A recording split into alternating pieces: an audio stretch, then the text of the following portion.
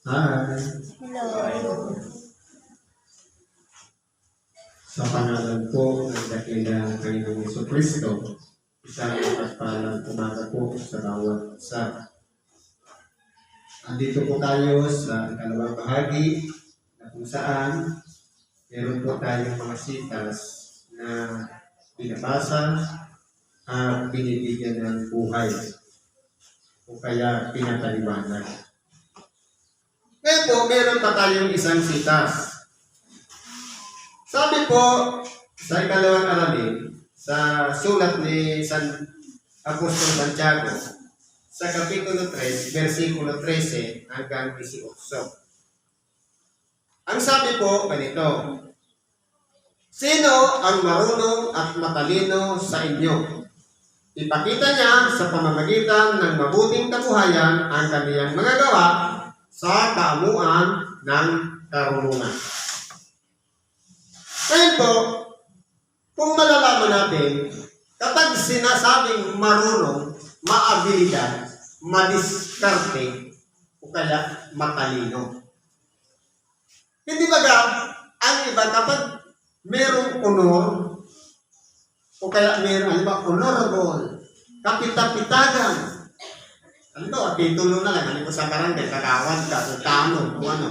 Dahil nandiyan ka, may titulo ka nakakabit sa iyong pangalan, parang pinagkalooban ng karunungan niya. Ngayon, sabi dito, sino ang marunong at matalino sa inyo? Paano ang pagkakakilanlan ng marunong at matalino? Sabi dito, ipakita niya sa pamamagitan ng mabuting kabuhayan. Ngayon, paano natin malalaman kung ang kabuhayan natin mabuti? Sampung na ng pakikitungo sa kapwa. Ngayon, kahit sabihin natin, ipagsisiksikan natin sa ating sarili na mabuti akong tao, yung nakikita o kaya ang nakikita ng iyong kapwa, swapang ka, ibig sabihin, hindi ka mabuting tao. Gawin nating salamin ng ating buhay ang ating kapitbahay, ang ating kaibigan o kakilala. Dahil kapag may nagtanong, kilala mo ba ika nga si ganito? Ayoko. Yung madasalin mo dyan yung ituturo. Hindi ba yung ikakalit sa iyong pangalan na madasalin o mabuting tao, yun na yung ginagawa natin sa ating kabuhayan. Kaya po, kung titingnan po natin, hindi pwedeng galing sa sarili nating bibig ang pagpupuri o pagbubuhat ng ating sariling bangko o pag-aangat. Sapagkat yan ay pagmamalaki at pagpapalalo. Ang sabi dito, marunong tayo, matalino tayo. Dapat ipakita natin sa pamamagitan ng mabuting kabuhayan. Ano ba ang source ng ating pang-araw-araw na pamumuhay? Paano ba tayo nabubuhay? Ano ba yung pakikitungo natin sa ating mga kaibigan, sa ating mga kapitbahay, sa pang-araw-araw? Kung halimbawa, palagi kang inis at galit sa iyong kapitbahay, siyempre, ang pagkakakilanlan sa iyo, sabi sa Bicol, arabtong. Kaya kung pag-aaralan natin, nakikita po yan ng ating kapwa. Sabi nga, pabutihin ninyo ang punong kahoy at magiging mabuti ang bunga niyo. Ibig sabihin, pero paano nangyayari? Sa halip na gumawa tayo ng mabuti sa ating kapwa, ang nangyayari po yan, tinitingnan natin yung ginagawa ng ating kapwa. Nakikialam tayo sa buhay ng may buhay. Yan po ay maling pamamaraan o attitude ng tao. Kumbaga, pagising mo, magpasalamat ka sa Diyos. Lahat ng ginagawa mo, nasa loob ng bahay o nasa labas ng bahay, gumawa ka ng kabutihan. Huwag mong pansinin yung mga mali na ginagawa ng iyong kapitbahay. Magiging mabuting kabuhayan ang mangyayari sa iyo. Ganun po yan.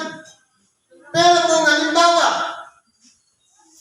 nakarinig ka lang ng kwento, hindi ka pa satisfied, kinonfirm mo pa, at ipinagpasa-pasa mo pa, o pinagkalat, ibig sabihin, naging pinanggalingan ka pa ng isang bagay na katitisuran ng kapwa.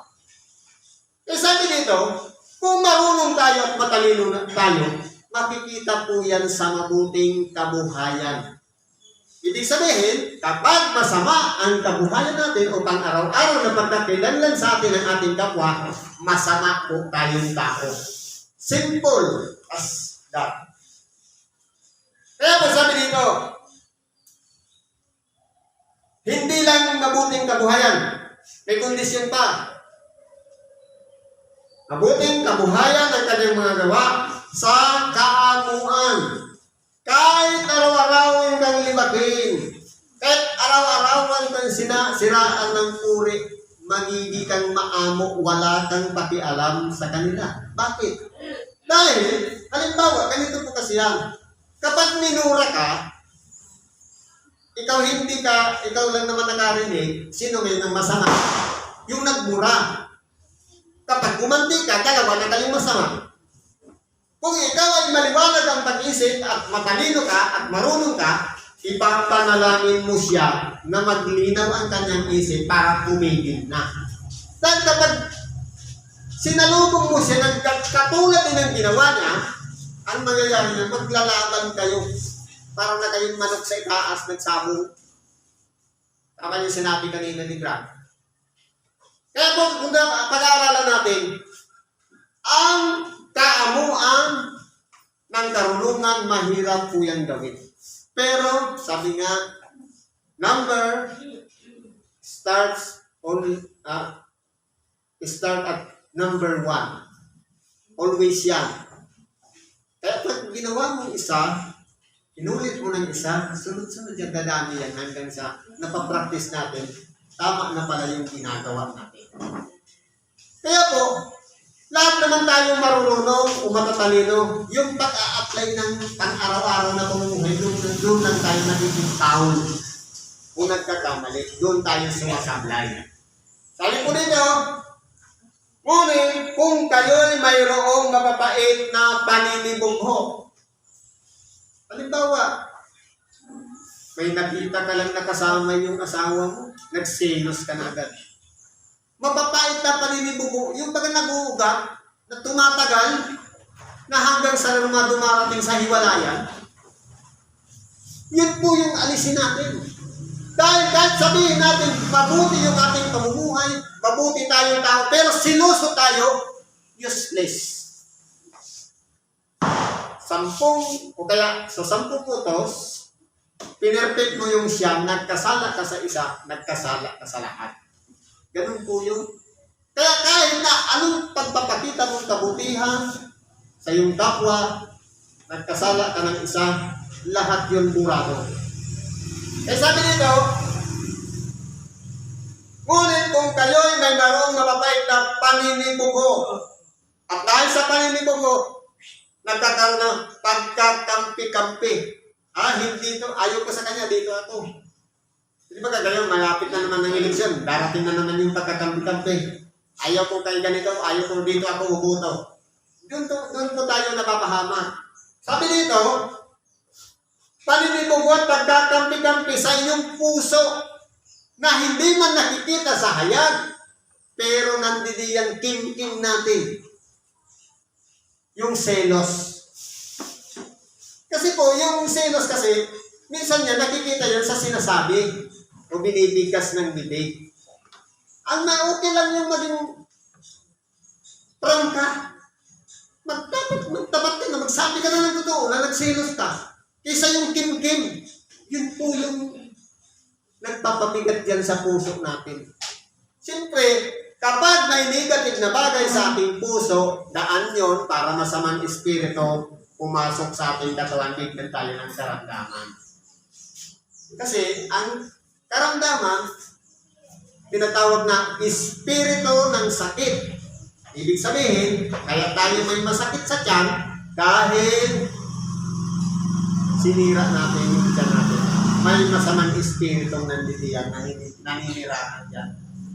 Hindi naman malalaki ang espiritu, malaki pa nga yung kamao. Kaya kung gaano man tayo nag-iingat sa ating buhay, pagkatapos nagiging siloso tayo o silosa sa ating asawa. Useless po yan. Kaya po, ang mabuting kabuhayan, kapag ang iyong asawa ay pinamahal mo, umalis man yan ng bahay, wala dahil lang sa tiwala na ibinibigay mo sa kanya, hindi ka magsisilos. At sa kaibigan man niya. Doon po mag-uumpisa sa loob ng bahay yung pagiging mabuting kabuhayan. Ano bang sabi dito? Ngunit kung kayo'y sabi, hindi ito ang karunungan bumababa mula sa itaas, kundi ang nauukol sa lupa, sa laman, sa dyablo. Ibig po palang sabihin, kapag tayo po ay nag-surrender na sa Diyos, dapat po lahat ng kimkim na nariyan sa ating puso, dapat po mawala na yan. Kung baga, halimbawa, dumating man yung panahon na naaalala, hindi mo maiwasan, nagkakwentuhan doon sa mga pangyayaring yon. Ibig sabihin, parte na lang siya ng talambuhay natin. Pero kapag nasaktan na ulit tayo, ibig sabihin, hindi pa tayo nakamove on. Hindi pa tayo nakakawala doon. Ibig sabihin, nagiging balakid pa yon upang perpektong makapanahan sa ating puso ang Diyos. At sabihin pa natin, ang Diyos pag-ibig. Kapag nandiyan sa puso natin, ang ipapakita natin, pakikitungo sa ating kapwa, dapat pag-ibig. Pero kung 50% lang, dahil merong kim-kim, kumbaga, yung ginagawa mong pag-ibig sa kapwa, pinipili mo lang, yung kaaway mo pa rin, yung kabati pa rin. Yun na yung tinatawag na pagkakampi-kampi. Ibig sabihin, merong favoritism, meron kang iniiwasan, meron kang gusto mong dikitan. Kaya po, yung pagkakampi-kampi sa loob ng ating puso, yun po yung kapaliwanagan niyan. Kapag ang pagtuturing natin, o pakikibagay, o pakikitungo sa ating kapwa, pantay lahat. Ibig sabihin, wala kang kinakamig, wala kang itunutulak, wala pong pagkakampi-kampi sa ating puso. Kundi, lahat wini-welcome natin. Masama man ang ginawa niya.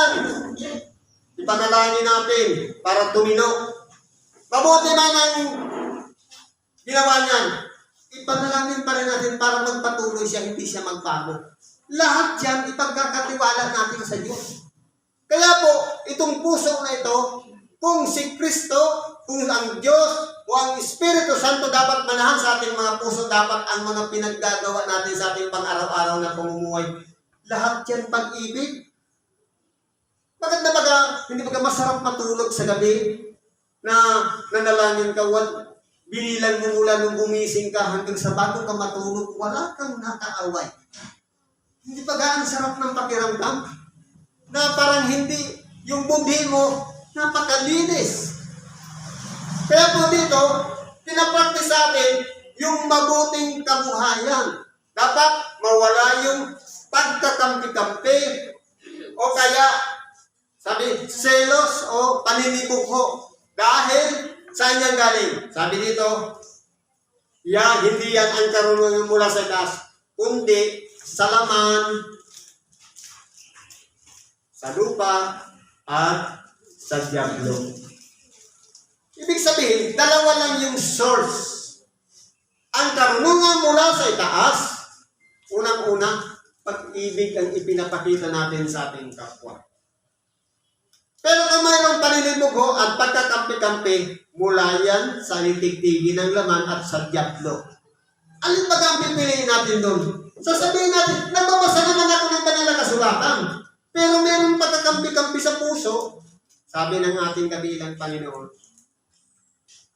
magsilayo kayo sa akin, hindi ko kayo nangakikilala kung kayo'y taga-saan. Di Panginoon, nangaral ka naman ng Ebanghelyo sa amin. Nagpagaling din naman kami na may karamdaman. Hindi ko kayo nangakikilala. Kaya po ang pagkakakilanlan ng pinananahanan ng karunungan ng Diyos sa makatuwid bagay si Hesus Kristo, kapag nanahan sa ating puso, nakasurinder na po lahat ng dati nating ugali, attitude, o kung ano man tayo, naging masamang tao. Ibig sabihin niya, ipinago na natin yung dati nating pagkatao. kasama ni Kristo noon. Ang ikinabubuhay na natin ngayon, yung muli niyang pagkabuhay na isang bagong nilalang. Yun na yung sinasabi na resurrected soul. Sabi sa parte ng Bible sa English, you must be born again. Hindi yan pangalan ng grupo, kundi yung pagbabago ng ating kalooban. Sa dati, mula nung 0 age, hanggang sa magkamalay tayo, meron tayong attitude na nakasanayan. Kapag nakilala na natin si Kristo, dapat tigil na yun. Ipako mo na yun. Yung extension nun, nakasama mo na si Kristo, hindi mo na gagawin yung mga bagay na nabubuhay ka na hindi mo kasama si Kristo. Yun po ang tamang pamamaraan ng mabuting kabuhayan para mawala na yung pagkakampi-kampi sa puso. At ganun din yung paninibubo. Ang mangyayari niyan, kung dati sinuso ka sa iyong asawa, ngayong nakilala mo na sa Kristo, hindi na nagtitiwala ka na sa Kanya. Kahit may kasama siyang 3 lalaki, ginagalang mo siya. Dahil alam mo, may ka-appointment lang siya. Tiwala lang yung ipapalit natin dun sa selos. Ano ba sabi dito? Sapagkat kung saan mayroong paninibugho at pagkakampi-kampi ay doon mayroong kaguluhan at lahat ng gawang masama. Totoo po. Dahil sa silos at pagkakampi-kampi, pwede mong mapatay ang iyong asawa. Pwedeng masira yung pagiging magkaibigan. Kaya po, tinuturo sa atin dito ni Apostol Santiago na hanapin natin yung karunungan galing sa taas. Hindi yung karunungan galing sa lupa, galing sa tao, ulaman, galing sa diablo. Sapagkat ang karunungan galing sa taas, unang-una, sabi dito, ngunit ang karunungan buha sa taas ay una-unay malinis, pure, saka mapayapa. Ibig sabihin, ano na yung English na mapayapa? Kumbaga, peace. Sabi sa Bicol, may katuninungan ang satuyang payo. Ang puso ka, ang ating damdamin, pag-iisip, lahat yan kalmado. Sabi dito, una-unay, malinis, saka mapayapa, banayan. Ibig sabihin, hindi, sabi ko, hindi raskal. Na kumbaga, nasumbrahan naman. Sa halip na kontrolado yung emosyon, minsan palaging galit, minsan palaging inis. Gusto niya perfect lahat ang ginagawa. Iba-iba tayo. Merong tao na madaling maka-adapt, merong tao na matagal maka-adapt. Kumbaga, magkakaroon tayo ng tinatawag na pag-unawa sa kapwa. Hindi lang maging, sabi dito, dapat maging banayad lang. Madaling panaingan. Kapag nilapitan mo ang isang tao, kapag nasa karunungan siya ng mula sa itaas, kapag hiningan mo ng advice, madali siyang magbigay ng advice. Hindi ka susumbatan. Kaya nga, kapag pinanahanan tayo ng karunungan mula sa itaas, kahit sino pang lumapit yan, kahit na magulang pa natin yan, anak natin, kaibigan, kaaway, kapag humingi ng advice, hindi ka nawawalan ng ibang a-advice dahil madaling panaingan. Saan ba galing yung panaingan? Daing. Galing sa word na daing. Kapag ang tao nahihirapan, nagdadaing. Kahit hating gabi, kapag ginising ka, magpapatulong sa'yo ng may karamdaman, nagdadaing siya, hindi ka mag-aatubilin na sasabihin mo, sarado na ang pinto, hindi na ako tatanggap ng dadamutin. Ibig sabihin, hindi yung karunungan galing sa itaas. Kasi kung karunungan yung galing sa itaas, kahit hating gabi na, kapag kinakot ka, at masakit ang ulo o tiyan, bubuksan mo siya. Bakit? Imalay mo, hindi naman pala yung kapitbahay mo yung pumatok sa'yo. Nagkunwari lang pala yung nakapitbahay mo. Anghel pala yung lumapit sa'yo. Tapos nagdamot ka, ibig sabihin, sinayang mo lang yung buong pag-iingat mo sa buong panahon ng buhay pagkatapos sa isang tao lang na lumapit sa iyo, ipinagkaila mo na. Segundo lang yun. Ano ba sabi dito? Puspos ng kaawaan. Ibig sabihin, tinitingnan palagi natin ang nangyayari sa ating kapwa. Kumbaga, mahilig tayo mag-observe. Pero, hindi mag-observe para humatol. Halimbawa, may nakita tayo, nag-away-away na. Ang gagawin natin, dinistansya tayo doon sa mga pangyayari, tingnan natin sino yung may mali. O dapat, kausapin natin yung may mali, kausapin natin yung ginawa ng mali. Dapat ganun ang ginagawa natin. Puspos tayo at ng mabubuting bunga. Dapat hinahanapan ng resulta yung mga ginagawa natin. Dapat hindi lang yung nag-advise ka ngayon at hindi mo na alam bukas kung ano nangyari o nagpakibakal na ba o hindi. Dapat titingnan natin yung magiging resulta sa ginawa natin. Sabi nga, product of your own product. Ginawa mo yan ng kabutihan sa iyong kapwa, titingnan mo yung resulta. Ano kaya ang mangyayari kapag ginawa ko ito, kapag kinausap ko siya? Kapag kinausap ko naman sa kabila, ano kaya ang mangyayari? Titingnan natin yung magiging resulta o bunga ng mga ginagawa natin. Sabi pa dito, walang inaayunan. Ibig sabihin, dictator. Hindi ka papanig sa isa, kakanigin mo yung isa, itatakil mo yung isa. Kumbaga, nasa gitna lang tayo. Kung halimbawa, mayroong mga pagtatalo-talo, mayroong mga pag-away-away, kapag mayroong tayong pinangungunahan ng kapangyarihan mula sa taas, makikita lahat yan, yung application yan sa ating pang-araw-araw na pamumuhay. Panayad ba siya? Dalawa lang naman ang dapat mawala. Pagkakampi-kampi at paninibugho.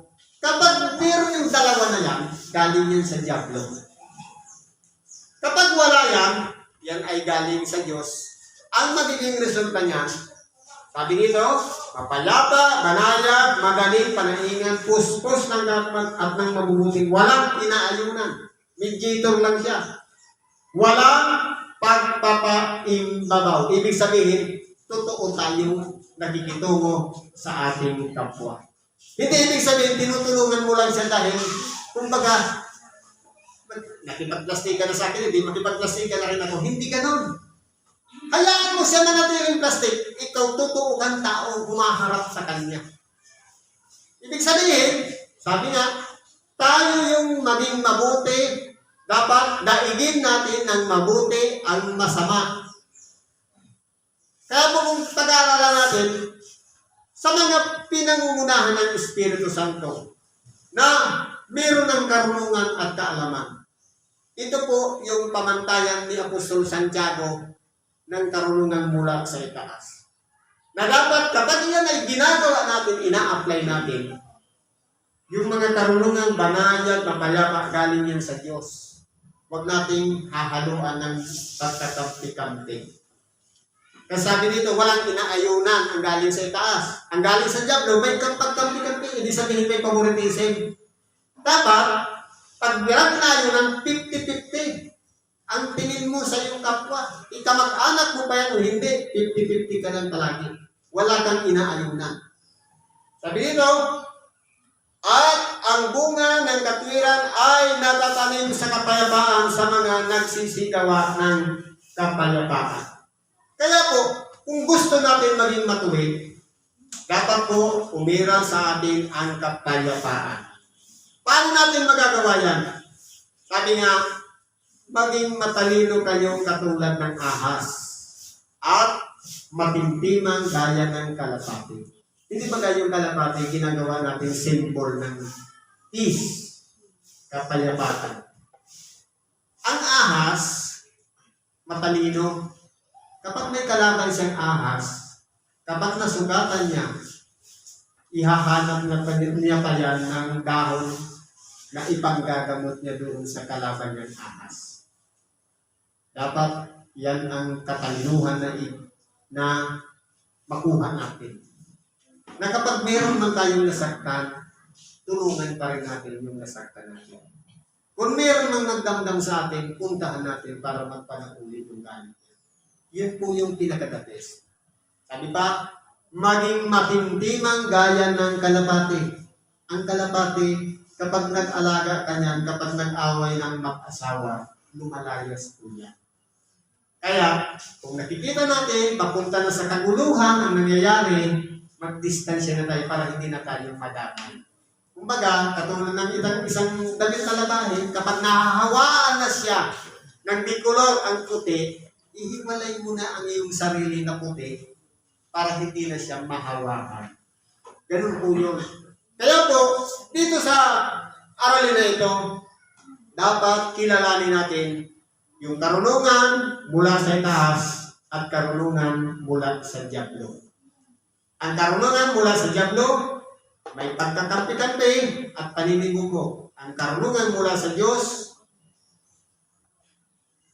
una-unay, malinis, mapayapa, madaling panaingan, banayad, kuskus ng kapat mabubuting bunga. Walang inayunan at walang pagpapainbataw. Maging totoo lang tayo sa ating kapwa. Yun ang ipakita natin sa ating kapwa.